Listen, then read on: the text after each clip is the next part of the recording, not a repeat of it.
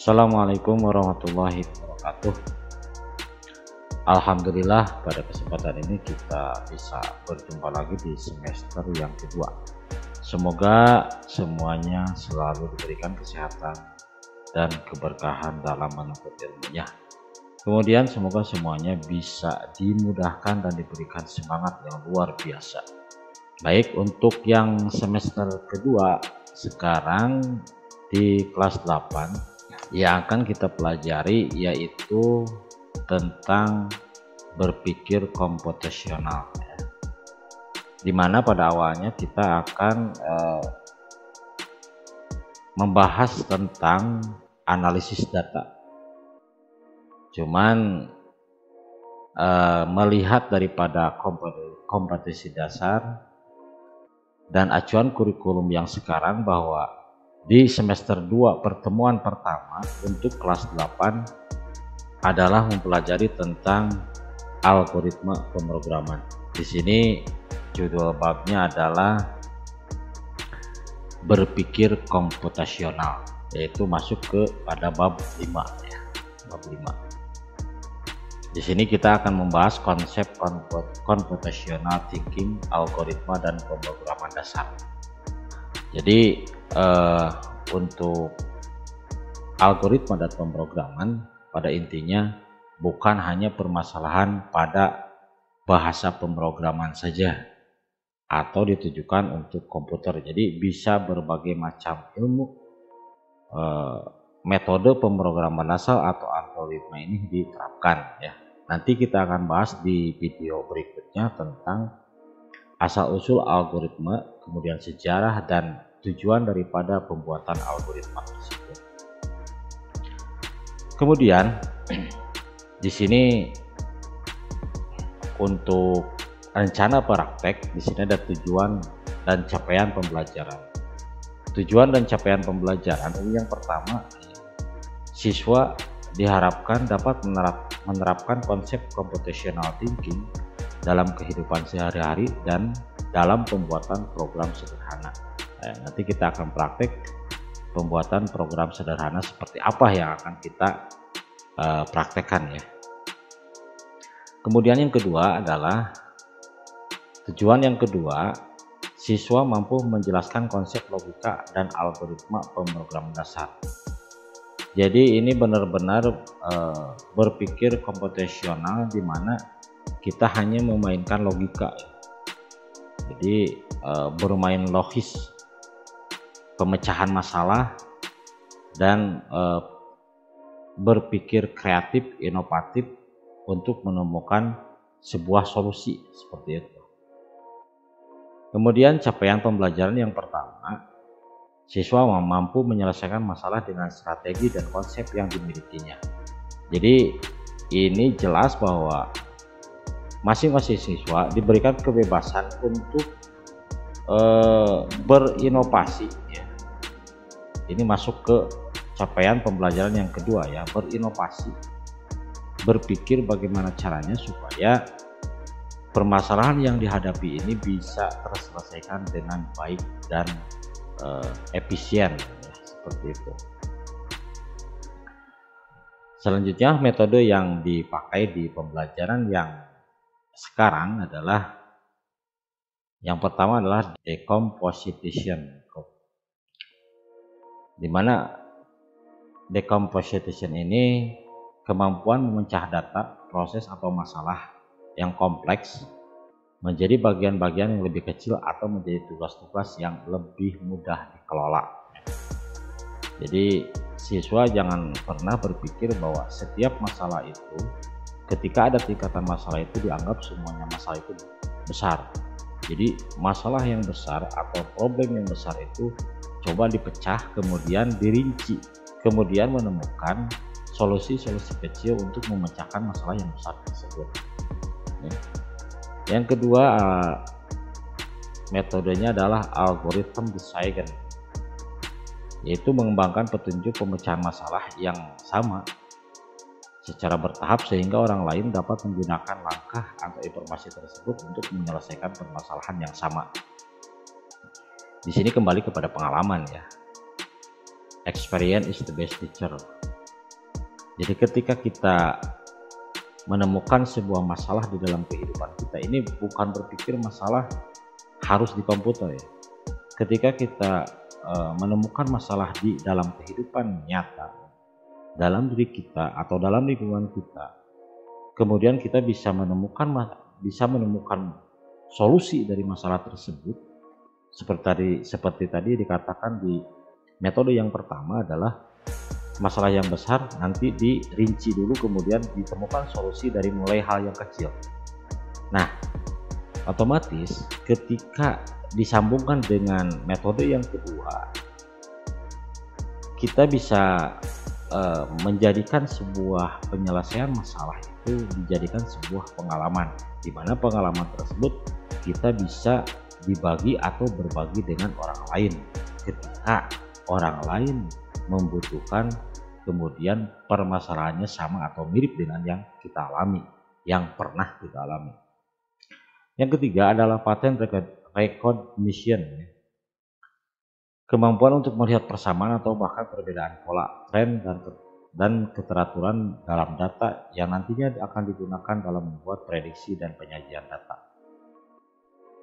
Kita sambungkan dengan yang awal tadi bahwa ini bukan berfokus kepada masalah pengerjaan atau praktek di komputer, karena algoritma ini diterapkan bukan hanya untuk pemrograman komputer, jadi berbagai masalah atau berbagai disiplin ilmu yang kita gunakan. Kita kembali ke yang decomposition dan algoritma. Tadi setelah kita menemukan masalah yang besar, kemudian masalah tersebut dicari solusi dari hal yang kecil, kemudian kita mengetahui solusi tersebut. Dari solusi tersebut kita bisa berbagi, kan, ke nomor 2 tadi kita bisa berbagi supaya ketika orang lain mempunyai, nah ini masuk ke yang ketiga, berarti ketika ada orang lain di sekitar kita yang mempunyai masalah yang hampir sama atau dengan pola yang berbeda, kita juga bisa menyelesaikannya dengan pengalaman yang pernah kita alami. Jadi antara 1, 2, dan 3 ini masih berhubungan.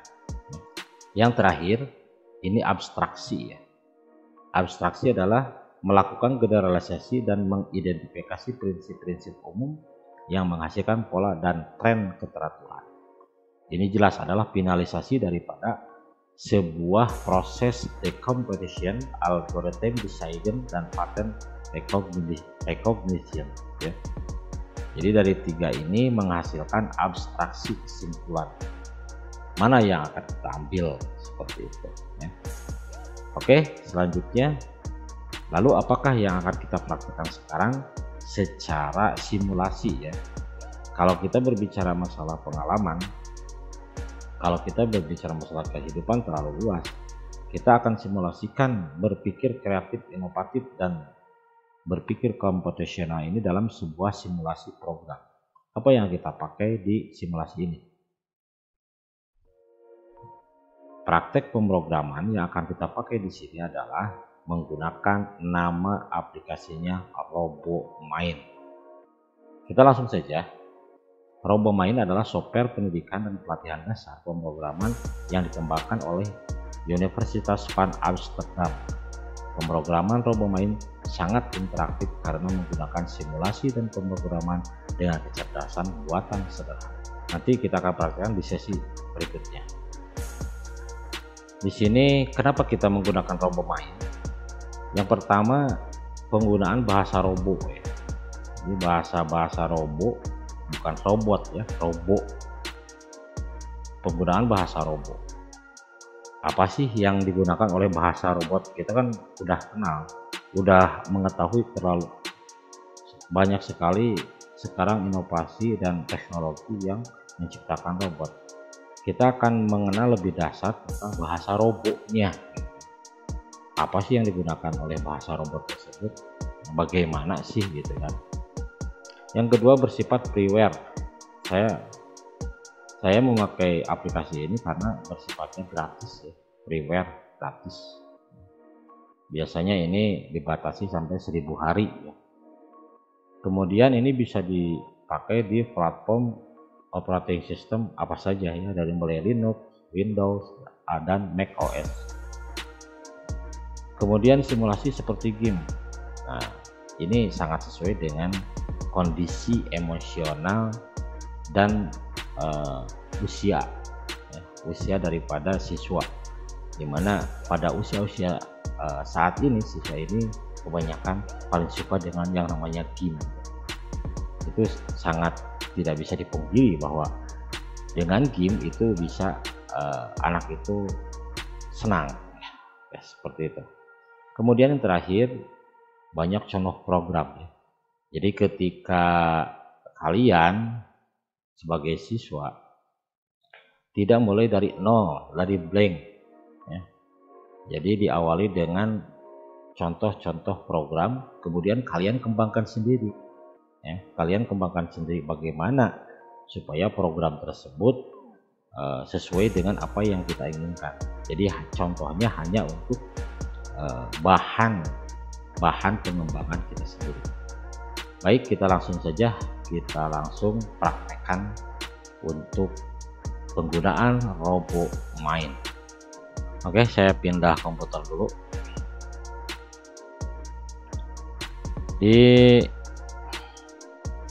Untuk RoboMind ya, bagi kalian yang punya komputer sendiri atau laptop, itu kalian bisa akses di browser di sini RoboMind ya. Jadi kalian tinggal searching di Google dan masuk ke situs resminya RoboMind ini. Nah, di sini ada beberapa versi ya, ada versi 7, versi 6 untuk Windows 7, 8, 10. Untuk RoboMind 6 ini bisa mulai dari Windows XP ya. Kemudian ini ada RoboMind 70 dan 53, ini untuk Linux, macOS X ya, sama Windows yang independen. Ini juga bisa dipakai untuk Windows juga ya, semuanya bisa. Kemudian kita bisa melihatnya di sini ada yang 32 bit, ada yang 64 bit ya. Ada 32 dan 64 bit. Mengetahui 32 atau 64 bit ini bisa kita cek di sini di My Computer ya. Di sini ada My PC, kemudian Properties. Di sini ada ya. Ada keterangan berapa bit yang kita pakai. Kita tinggal menyesuaikan dengan bit yang kita pakai. 64 bit ini tidak bisa ketika kita coba dulu ini. Ketika kita download yang 64 bit, kemudian ternyata komputer kita 32 bit, ini tidak bisa diinstal ya, otomatis dia akan menolak. Tapi sebaliknya, jika kita mendownload yang 32 bit, dimana kenyataannya komputer atau laptop kita 64 bit, ini bisa. Jadi yang ini bisa di 64 bit, yang 64 bit tidak bisa di 32. Jadi yang 32 bit mah jelas di 32 bisa, di 64 bisa. Kalau yang 64 hanya untuk 64 bit saja. Jadi silakan cek di sini berapa bit yang dipakai. Kemudian kita pilih, setelah memilih kita tinggal klik saja ini yang mana saja yang kita pilih. Ini adalah tombol untuk mengunduh atau mendownload.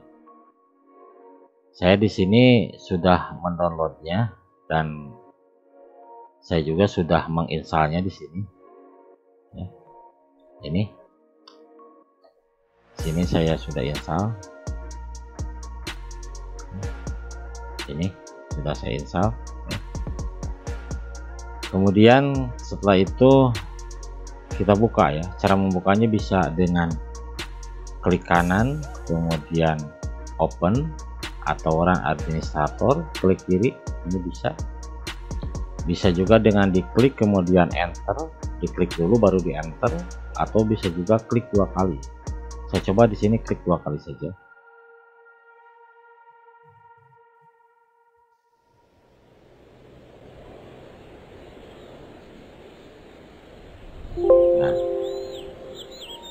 sini ada suara ya, suara burung dan sebagainya. Kita coba matikan dulu soundnya sementara. Nah, interface daripada RoboMind di sini ada beberapa hal yang perlu saya jelaskan. Yang pertama, ada yang namanya word panel.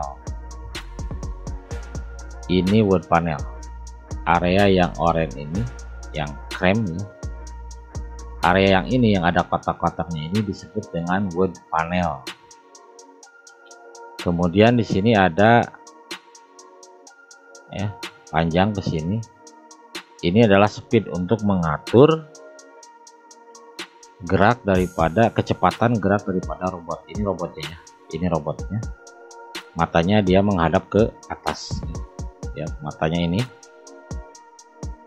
Jadi sedang menghadap ke atas. Kemudian ada lagi area yang warna biru ini sampai sini ya. Ini namanya message panel ya, atau panel untuk memberikan informasi atau pesan, kesalahan, error pada kode ya, error pada kode program atau error pada script program yang digunakan. Nanti akan muncul kalau misalkan program itu tidak berjalan, otomatis kesalahannya akan muncul di sini. Seperti itu. Kemudian di sini ada area ini kebiru-biruan seperti biru doket. Area ini disebut dengan script panel. Script panel. Selanjutnya di sini ada edit, ada view, ada run, ada help ya. Kemudian di sini juga ada tombol menu ya, tombol menu. Oke. Kemudian di sini ada untuk editor map ya. Apa itu map? Map itu ini ya. Ini word panel ini disebut dengan map. Oke. Kita coba jelaskan satu persatu. Yang pertama di sini ya. Di sini adalah menu. Ada new, ada open, ada save as dan seterusnya. New ini adalah untuk membuka project baru ya, untuk membuka project baru. Kemudian ini open adalah untuk membuka project yang tersimpan. Kemudian ada save adalah untuk menyimpan project ya. Project pekerjaan kita di RoboMind ini ya. Kemudian ada print untuk mencetak daripada pekerjaan di RoboMind ini. Kemudian ada ekspor, ini ada ekspor. Ini diekspornya ke dalam bentuk .cs ya, .cs. Ini biasanya jarang digunakan, tapi tergantung kebutuhan. Kemudian ada translate ya. Translate ini adalah untuk menerjemahkan script yang ada di sini. Biasanya script kan bahasa Inggris ya. Kalau misalkan kita mau mempermudah dengan menggunakan bahasa Indonesia, kita tinggal translate saja ya, untuk mempermudah. Tapi tetap awal programnya tetap semuanya adalah bahasa Inggris. Ini perintah-perintah pada program untuk diisikan ketika kita klik salah satu perintah, maka scriptnya akan muncul di sini seperti itu. Kemudian ada open map. Open map ini adalah map yang memang sudah disediakan oleh aplikasi RoboMind ini. Di sini banyak ya, banyak sekali. Kita tinggal pilih yang mana saja, kemudian klik open. Ketika sudah memilih ya, memilih ini diklik, kemudian open map yang ini. Kemudian ada save map as, jadi map yang sudah ada kemudian disimpan dengan nama lain. Ini save map as. Kemudian ada setting di sini. Setting ini kita bisa merubahnya. Language, misalkan saya tidak mau bahasa Inggris, mau bahasa Indonesia, seperti itu. Scriptnya mau bahasa apa, mau bahasa Indonesia juga atau bahasa Inggris, ya terserah. Oke. Kemudian di sini ada view. Ini head kepalanya, mau warnanya mau warna apa, ya.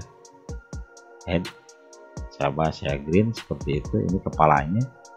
Ini Lego bisa seperti itu, kita gray saja ya.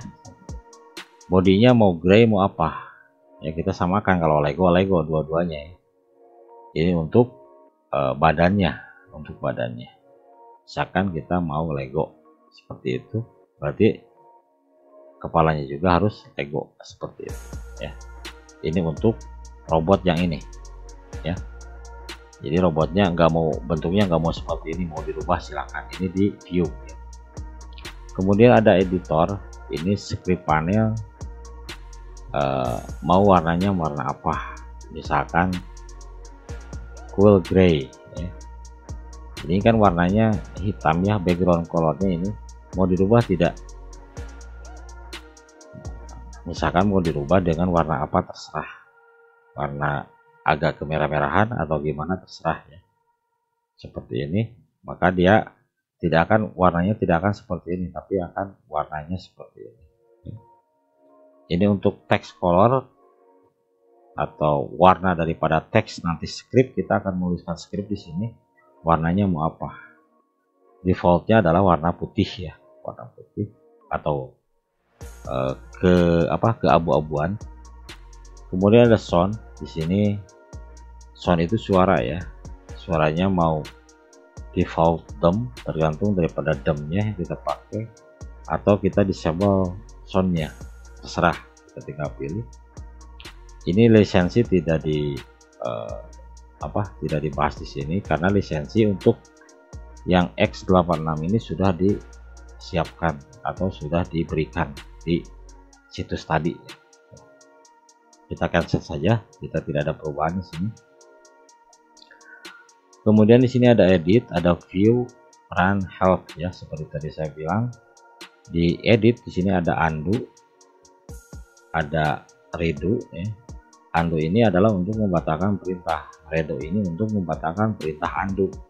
Kemudian paste adalah untuk mengeksekusi perintah daripada copy ya, atau cut. Jadi paste ini bisa berjalan ketika sudah memerintahkan kepada cut atau copy, baru paste bisa digunakan. Kemudian ada select all. Select all ini adalah untuk menyeleksi semua script di sini. Kalau scriptnya sudah banyak, berarti kan kita select all atau dipilih semua, di blok lah, katakan seperti itu. Kemudian di sini ada insert. Di insert ini adalah baris-baris perintah yang diberikan kepada robot ini ya. Di sini ada forward ya, berarti ke depan atau maju ya. Kemudian ada left, berarti belok kiri, belok kanan, dan seterusnya. Ini adalah perintah-perintah program. Kemudian ada find. Di sini find ini adalah untuk mencari sintak atau script yang memang kalau misalkan scriptnya banyak, kita harus cari dulu ya, karena banyak ke bawah.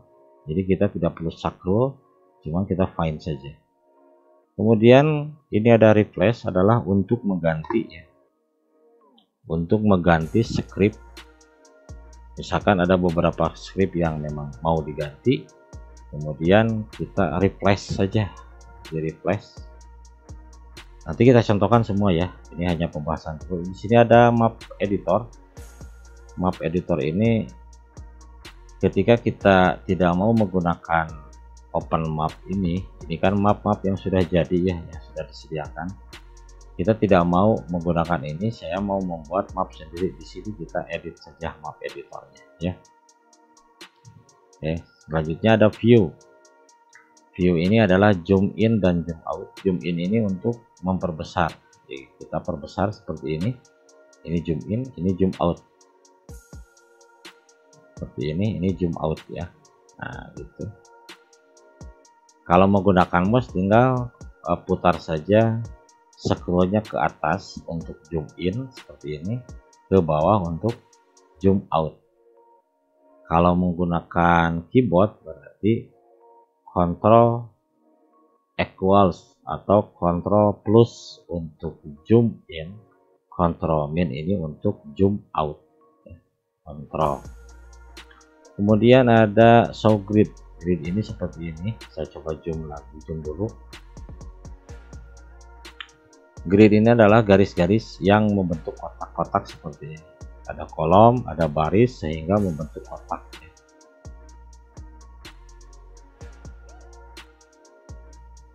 Di sini ada kotak kan, ada garis di sini, kemudian ada kolom, kemudian ada baris, maka membentuk kotak-kotak seperti ini. Nah, garis-garis ini disebut dengan grid. Dengan grid. Kalau kita hilangkan gridnya, maka kotak-kotaknya ini akan hilang. Jadi nanti kita susah untuk menghitung berapa langkah-langkah di robot tersebut. Oke, kita munculkan kembali. Kemudian ada show radar. Radar ini adalah skema daripada map yang kita pakai. Kita lihat di sini. Nah, lihat ya. Antara ini dengan yang ini ya. Ini sama kan? Kenapa harus ada radar? Kenapa? Karena memang ketika kita perbesar seperti ini kan kelihatannya sebagian, yang sebagian lagi tidak kelihatan. Jadi kita bisa melihatnya di radar. Kemudian di sini ada show state. Ini adalah untuk statistik ketika program sedang berjalan atau dijalankan. Ketika kita sudah membuat script yang banyak, kemudian memerintahkan script yang kita gunakan ini untuk menjalankan robot ini, maka statistik penggerakannya ada di sini semua ya. Oke. Kemudian ada track robot, di sini tracknya ini ada let the camera to track the robot ya. Nah di sini kan langsung dia kameranya dari sini. Ini track robot, biasanya track ini ada tanda di bawah robotnya. Di sini di bawah robot ini ada tanda awal mula dia bergerak. Kemudian ada create screen dump. Ini adalah untuk memfoto layar komputer kita. Jadi misalkan ini kita mau foto layar ini, kita mau foto, berarti kita klik create screen dump, maka ini akan menjadi atau terfoto dan menjadi JPG yang bisa kita kirim ke teman kita, atau nanti ada tugas ya, ada tugas. Oke. Kemudian ada sound ini adalah suara map ya. Jadi karena kondisinya ceritanya ini di gunung ya, jadi ada suara-suara seperti suara burung, suara semilir angin gitu kan, ada suara-suara ya wajarnya di gunung lah seperti itu ya. Kita coba ya.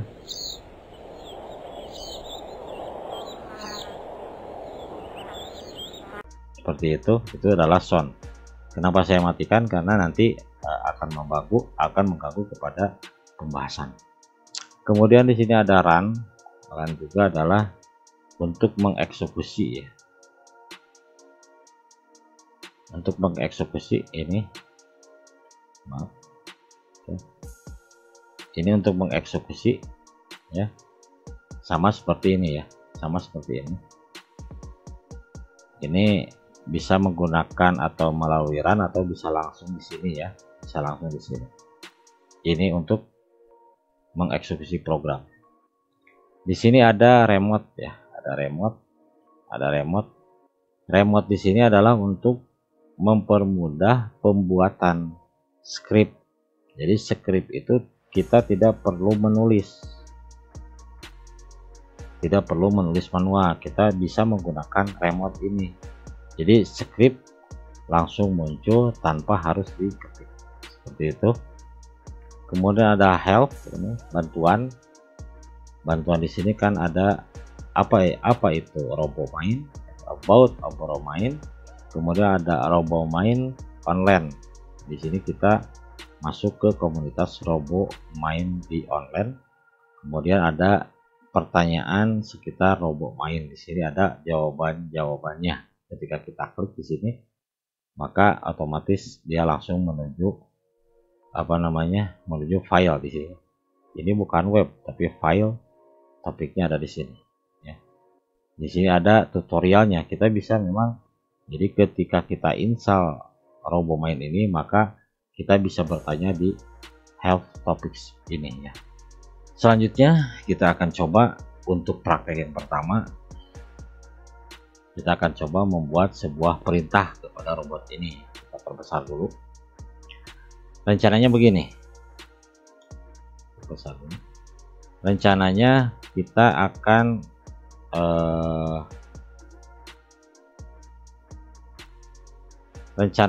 ini robot akan berjalan ke sini, kemudian mengikuti alur ini gitu kan. Jadi akan mengikuti ini ya,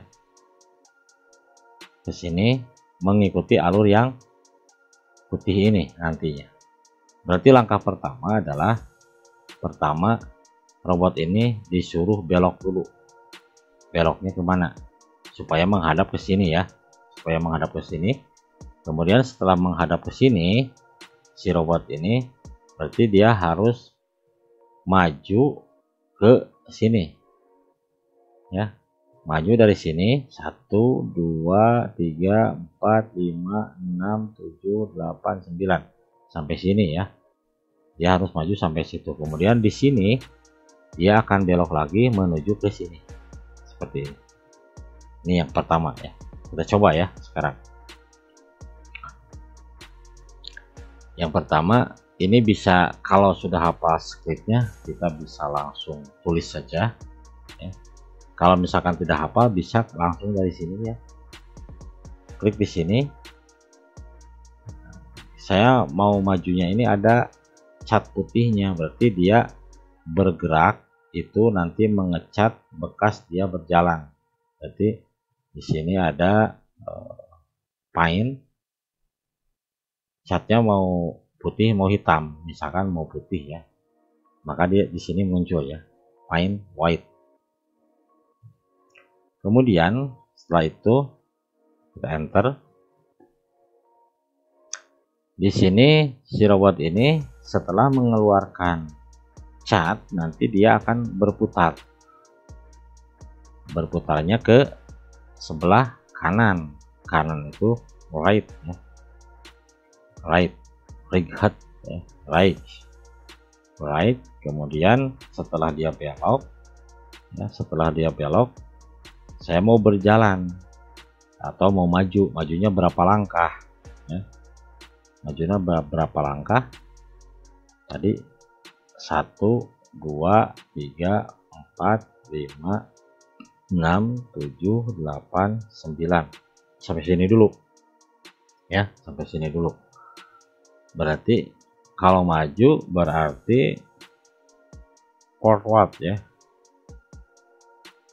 forward seperti ini. Majunya berapa langkah? Kurung muka 9 tadi ya, kurung tutup. Kita coba dulu ya, kita coba dulu eksekusi di sini ya. Untuk mengeksekusi bisa di sini, bisa juga dari sini ya, bisa juga dari mana saja ya, boleh ya.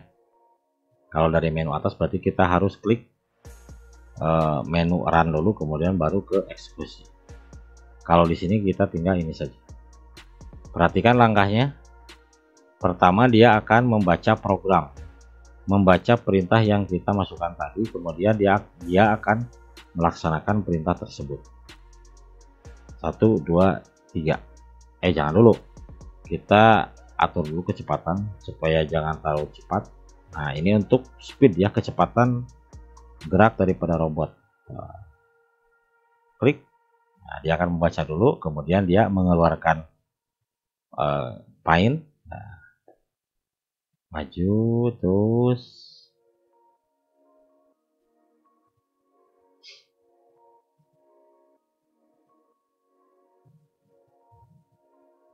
berhenti kan. Nah, kita lihat untuk menggeserkan map ya, ini kita klik, tahan, geser seperti ini. Jadi mouse-nya diklik, setelah diklik tahan sesuai dengan arah yang kita inginkan. Kemudian ini kan masih arahnya ke sini ya, robot ini masih arahnya ke sini, depan robotnya ke sini, berarti kita harus belokkan dulu ke sini, belok dulu kan. Berarti kalau belok berarti ke left ya, left itu ke kiri. Berarti kalau ke sini ke kanan kan, kalau ke sini berarti ke kiri kan, kalau ke sini ke kiri ya, seperti itu. Nanti setelah left berarti dia jalan satu langkah ya.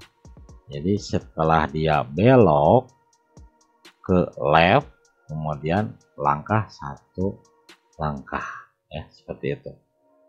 Kita langsung tambah. Berarti yang kedua left ya. Kemudian ini bisa di copy ya, bisa di copy. Kalau kita tidak perlu menulis lagi, jadi tinggal kita blok seperti ini, kemudian copy, kemudian paste di sini ya. Cuman diganti angkanya, berapa tadi angkanya? Kan jalannya satu kali ya, berarti satu aja di sini. Seperti ini. Ya. Kita coba lagi, eksekusi lagi. Kita coba dari awal.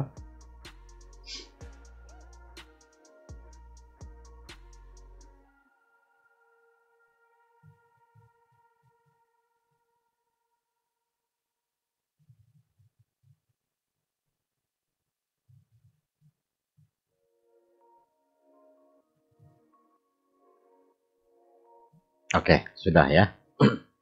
Seperti itu. Nanti kita, ini untuk rencana ke depan. Jadi kita selesaikan misi ini dulu, ke sini belok. Nah, jadi rencananya ke depan itu ini kita selusuri warna putih ini, kemudian kita nanti belok ke sini, kemudian ke sini. Nah, ambil objek ini, kita ngambil objek ini, diambil. Berarti kan setelah diambil kita mundur lagi ke sini ya, mundur lagi ke sini. Setelah mundur maju ke sini, kita mau diarahkan kemana? Misalkan mau diarahkan ke sini, kita akan ini akan ada objek, ini juga ada objek. Nanti kita objeknya yang ini, objek yang ini adalah pindahan dari sini ke sini, kita pindahkan ke sini seperti ini ya, kita pindahkan. Atau misalkan yang ini kita pindahkan ke sini, kemudian yang ini kita pindahkan ke sini.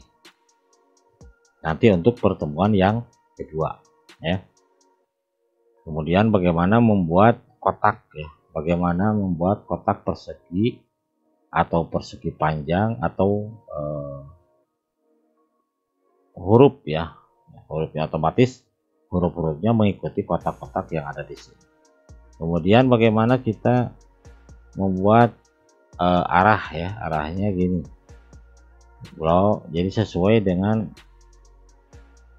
rintangan yang ada di map ini. Jadi kita akan membuat seperti ini. Nah, seperti itu. Bagaimana nanti semuanya akan dipelajari di pertemuan berikutnya. Untuk sementara pertemuan kali ini praktek untuk RoboMain dicukupkan sekian. Untuk para siswa ya, untuk semuanya lihat di deskripsi, di sana ada absen ya. Silakan isi absennya. Ketika kalian mengisi absen berarti kalian sudah menonton ini. Kalau kalian belum paham, silahkan diulang-ulang videonya ya. Kemudian jangan lupa channelnya di subscribe ya, jangan lupa di subscribe, di like, dan silahkan tinggalkan komentar. Kenapa harus di subscribe? Karena ketika nanti ada pelajaran baru ke HP kalian atau ke email kalian, nanti ada pemberitahuan bahwa ada pelajaran baru. Jadi tidak perlu dikirim-kirim lagi melalui WA grup ya. Jadi kalian ketika ada pelajaran baru langsung ada notifikasi di HP kalian bahwa ada pelajaran baru yang masuk ke YouTube. Jadi untuk subscribe dan loncengnya dinyalakan saja ya. Terima kasih. Wassalamualaikum warahmatullahi wabarakatuh.